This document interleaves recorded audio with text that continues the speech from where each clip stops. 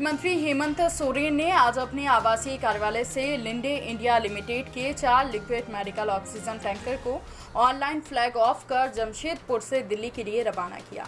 इस अवसर पर मुख्यमंत्री ने कहा कि इस वैश्विक महामारी के दौर में पूरे देश में मेडिकल ऑक्सीजन की कमी है। हम सभी के लिए ये सौभाग्य की बात है कि आज हम अपने राज्य के साथ साथ दूसरे राज्य को भी मेडिकल ऑक्सीजन की आपूर्ति करने में सक्षम हो पाए हैं। मुख्यमंत्री ने कहा कि सदियों से झारखंड के संसाधनों से दूसरे राज्य लाभान्वित होते रहे हैं।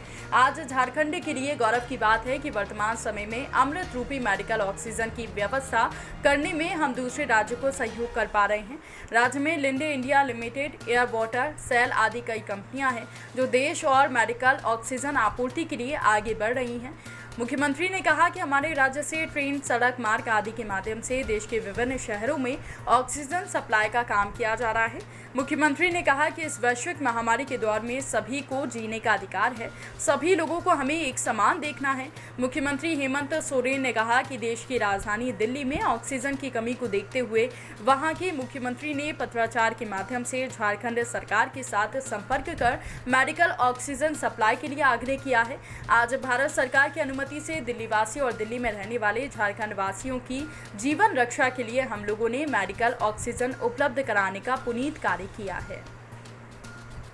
राज्य के स्वास्थ्य मंत्री श्री बन्ना गुप्ता ने कहा कि वर्तमान राज्य सरकार जियो और जीने दो के उद्देश्य से कार्य कर रही है।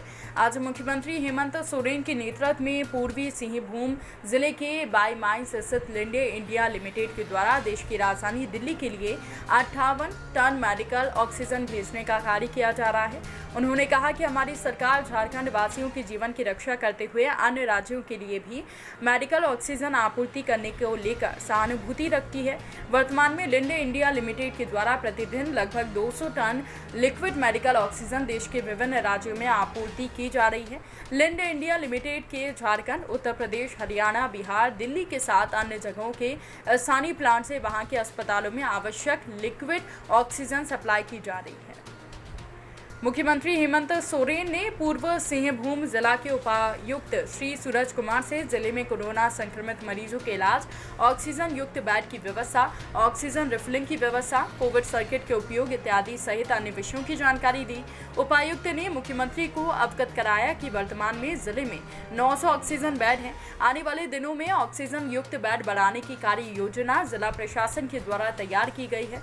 पूर्वी सिंहभूम जिले में स्थापित कोविड सर्किट का लाभ मरीजों को मिलना प्रारंभ हो गया है।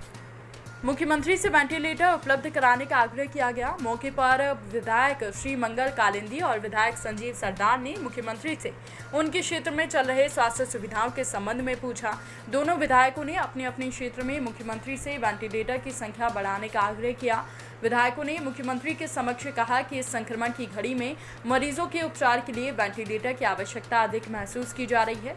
मुख्यमंत्री ने कहा कि राज्य में लोगों की जीवन की रक्षा के लिए सरकार वेंटिलेटर बढ़ाने का प्रयास कर रही है। सरकार का ये भी प्रयास है कि राज्य में मेडिकल ऑक्सीजन पर्याप्त मात्रा में उपलब्ध हो ताकि प्रारंभिक उपचार में ही मरीजों को ठीक किया जाए।